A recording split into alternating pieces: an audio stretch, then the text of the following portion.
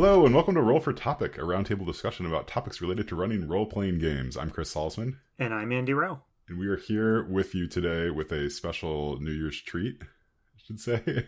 Andy told me very briefly what we're going to do today, but he wouldn't give me details. So I'm going to learn at the same time that you are going to learn, to your listener, what we're up to today.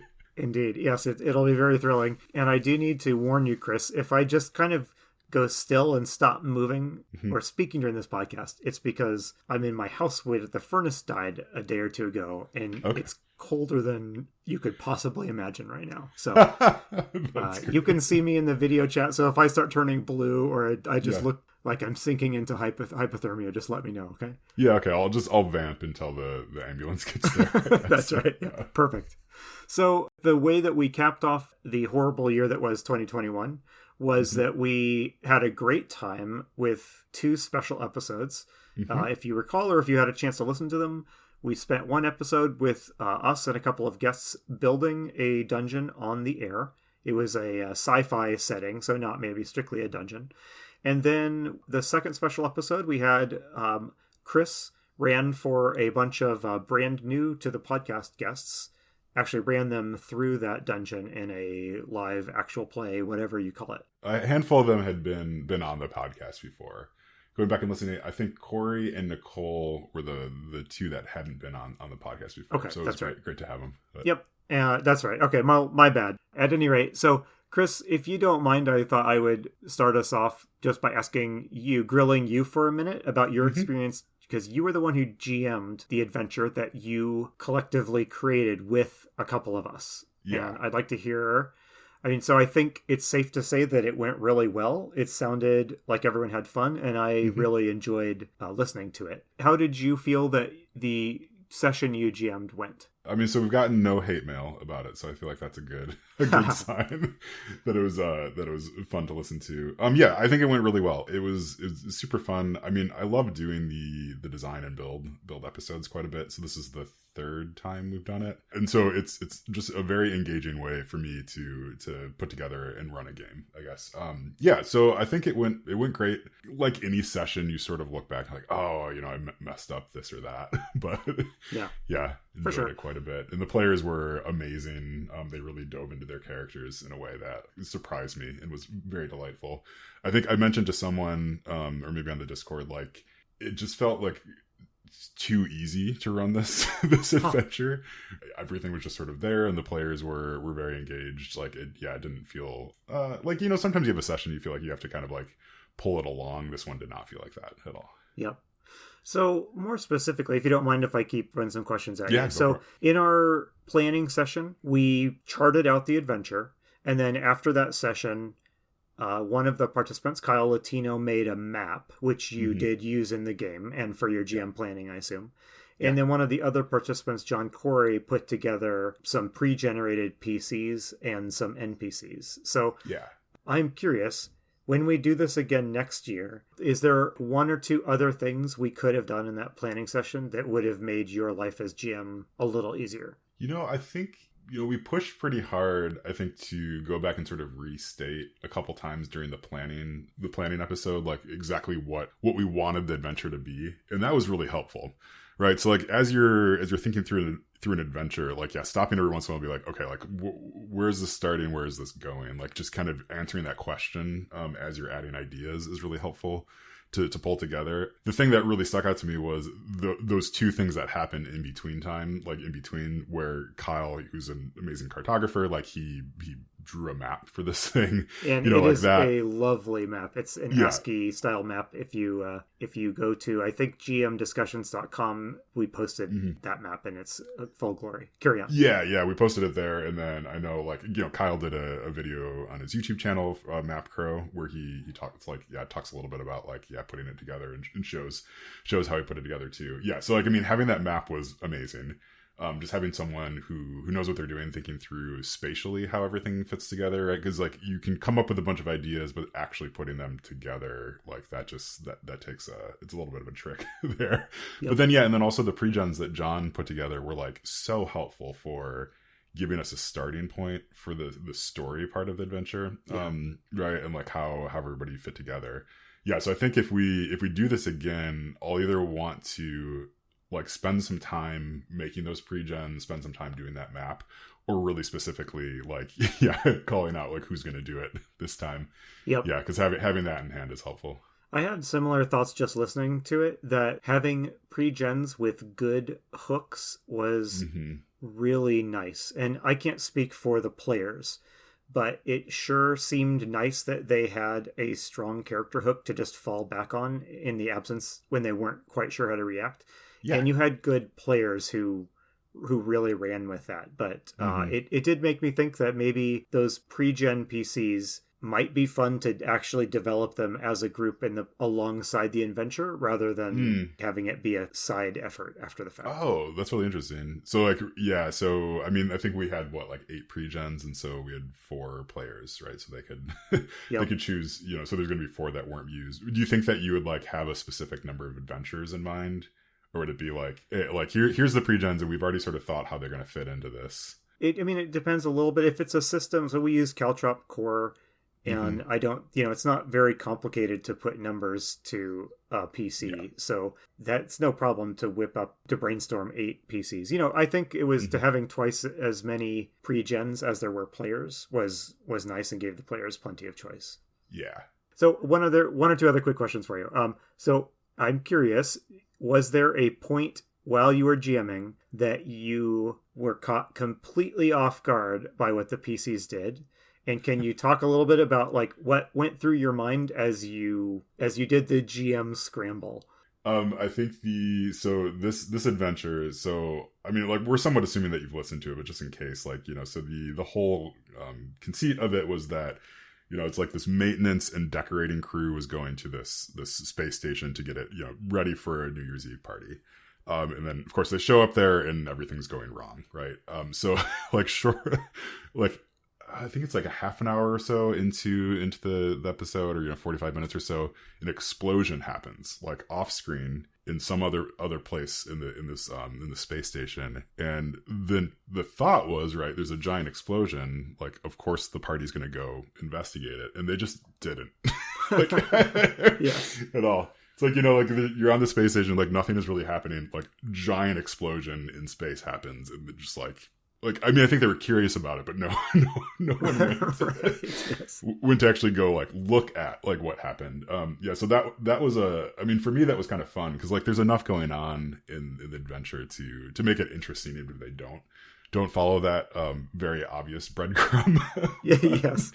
Yeah, but I mean that's just one of those things, like, players are going to do sort of what they want. You can put any hook in front of them that you want to, but if they're more interested in talking to the stowaway, like, they're gonna do that instead. Yep. So real life honesty.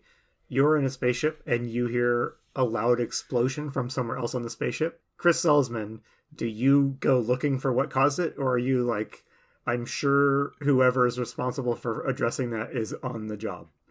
Oh yeah, so the person responsible is definitely like, I'll ask around, like, hey, did you hear anything about it? But I'm not gonna go. Did you see um, the left half of the station drifting into the black yeah, hole? it's like, ooh, I hope that wasn't my responsibility. All Yeah. right. Well, and then my last question here is, can you just describe what prep you did between when we finished brainstorming up the adventure and you ran it? Hmm. What I'm looking for is how you took sort of the raw materials that we gave you, which was a fairly loose assortment of locations and Hmm. a rough timeline and some NPCs that at the time of our brainstorming were not really fleshed out too much.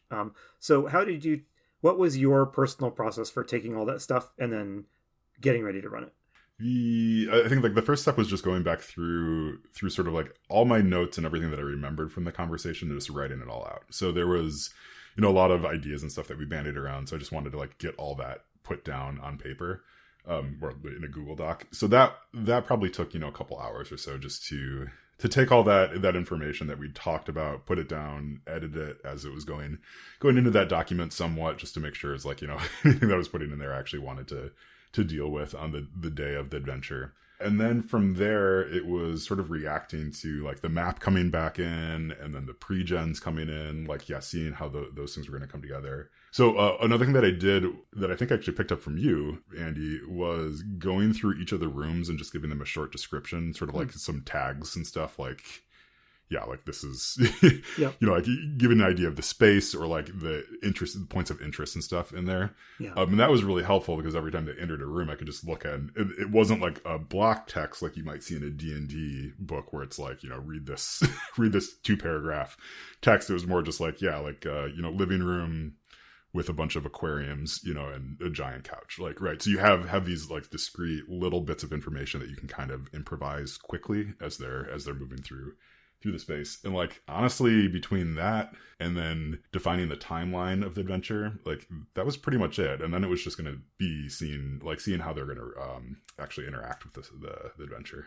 I have just a real interest in trying to nail down what makes a really gameable adventure. You know, you know, you between the two of us, you know, we own plenty of gaming pre-written adventures and campaigns, and it's just funny how some seem to just really lend themselves to running at the table, and others require a lot more work. And I'm not going to call out any specific examples here, but it's just interesting to me, you know, because I would like to think as we do these annual, and I think you and I have talked about doing this maybe more regularly than just once a year going forward, is to get better at producing adventures that give GMs what they need and no more and no less, you know? So I always like to hear from GMs like directly after they've run a pre-published adventure. There's something about the hook of it, right? So like the hook for this, right, is you're a decorating and maintenance crew going to a space station of a crypto trillionaire to decorate it for, you know, like for New Year's, right? Like that kind of gives you everything you need to know for the setup about whether or not it's going to be a fun adventure for you, I think. Like, and to me, that's a strong, like, it's a very strong hook that came out of that brainstorming session. Yeah. Is like, yeah, like we, you know, like as I was describing this thing to people, as they're like, oh, like, hey, you know, what are you up to with the podcast or something? It's like you tell them that sentence and they're just like, well, I want to know more. Right? Yeah. You know, I think that also then applies to me, the person running it. It's like, I want to see how it goes. And then also for the players, like they also want to see what's going on in there. So it's a little bit less like there's a cave in the woods that you ran across, you know, which is like, oh, that's a good interesting hook, but you could also walk past that cave pretty easily. Whereas creating these kind of like unique scenarios is something I'm really interested in. That you can hand to a GM and say like, here's your one shot, right? Like here's your fun one shot for the evening. Well, awesome. Well, hey, thanks for letting me grill you there. I suppose I should pause now and say, you know, if you did listen to one or both of those special episodes and you have an opinion about whether you would or wouldn't like to hear more, we would be interested in hearing it. You know, Chris and I have been batting around the idea of doing some sort of bringing more actual play into the podcast, or maybe spinning it off as a side thing. And we haven't landed on exactly the thing that feels right yet, but, you know, we would be interested in hearing from you. So yeah, for sure. Can I ask you a couple questions? Yeah, absolutely. If you've got any. So, you know, it was kind of weird that I didn't really have any part in that playing the dungeon. So I felt a little guilty listening to you, but I enjoyed it. Ask away. Yeah, I was gonna. It's like it's your podcast, and then you don't get to participate. But hopefully, you felt like that was a break more than anything. It did. And then I should say, like, right, you handled editing, which is a huge job, especially on something like that with all those different people. So the question I have for you is, having done the design and having like listened to someone run it, would you ever run this thing yourself? Yeah, absolutely. I'd say it would take work and skill to put that into a presentable format that somebody could run without having, you know, listened to our brainstorming session. Yeah. But I think if we did, I would like happily give that to anyone to run, and I would be happy to run it too. Partly because I have a feeling it would just be a lot different if you ran it a second time for a different group of people. You know, it's so much of it was driven by what the players chose to be interested in and what how they specifically chose to interact with the elements of the environment, that I guarantee you, it would be insanely different, even if you, Chris, ran it again for a different group of people. You know, as when during the planning stage, for example, like my instinct would be to take it in a more horror direction, not to just endlessly praise our adventure. But I think we turned, I think we came up with a setting that is pretty replayable and pretty rife for like reinterpretation and reuse, I guess. So. Yeah, I would say so. Yeah, like we talked a little bit about this in other venues about like the approach to this, right? Like my approach was always going to be downplaying the horror elements of it somewhat, right? Like, so like in the adventure, right, there's like these, you know, space bug alien things, right? Yeah. Like, and for me, like that's just like not something I'm really going to engage with. But I think like for you, Andy, like you said that you would probably like you'd go hard on the alien menace. Yeah. Yep, for sure. So, having chatted about that, I don't want to spend too much longer on this episode. Yeah, partly because the temperature here is dropping rapidly. We're reaching like Han Solo going outside the shield on Hoth levels of temperature here. The HUD that I have overlaid on Andy is slowly like blinking blue. It's like the temperature is dropping. But I did want to give each of us a little time to chat about our 2022 gaming plans, and specifically our 2022 GMing plans. So I'm just going to lob a question to you, and let's just chat for a minute about what we have in mind. Is there a GMing tactic or gimmick or approach that's new to you that you want to try in 2022? Oh. So I'm going to answer this myself to give you some time to think about it. Yeah. Sometime this year, I am interested in running a game where multiple groups of PCs are operating within the same setting or story. Ooh. So okay. I've always been inspired, like reading about those old school Gygaxian campaigns where he had different groups of people in the world kind of at the same time. And I don't have ambitions to do anything quite as dramatic as some of that. But I would love to see what happens when two different groups of PCs with different goals in the same setting mess around in the same place. So, oh, that's really interesting. Would you make them very aware that they're in the same setting, or would you just be running this and... Would this be for Andy or for the groups? This would be for Andy. I guess I think key to making this actually happen would be finding a way to do it on sort of a small scale. But I just kind of like the idea of one group of PCs having to react to or deal with the fallout from whatever the previous group did in the area. Yeah. Like, so it could be something simple like just visiting a dungeon or a location that was visited by the first group of PCs already and dealing with whatever's left there. Or it could be something more interesting, like the second group of PCs is trying to stop the first group of PCs from doing something. That's edging into like kind of ambitious territory. And if 2020 and 2021 taught me anything, it's don't set my sights too high. But yeah, I don't know. I mean, does anything spring to mind when you heard that idea as like an interesting way to do that? Yeah, there's like the first one that came to mind that would be, I think it would just be fun to watch you do this is like having both groups like in separate rooms at the same time and you like running back and forth like that's right. Trying to DM them at the same time. But yeah, I think you had actually mentioned maybe a year or two ago doing a campaign where you played like the grandchild. Yes. So you played like one generation, and then you played their kids and then their kids. That's one of my like GMing white whales is like a sort of generational game. Yeah, a generational game, and then I think like maybe even you threw the twist on there too. I think of like even changing systems, so like starting with first edition, which I really like. Yeah, so that's what came to mind is like maybe this is your way to do that. Is like I mean because I think if you can split the the time up, maybe it's maybe a little bit easier, whereas if they're extant in the same time and space, I think might be a little harder Yes. to pull off. But if it is like, you know, first adventuring party goes through and then you come back and see 50 years later, like this is, you know, the results of their heroism.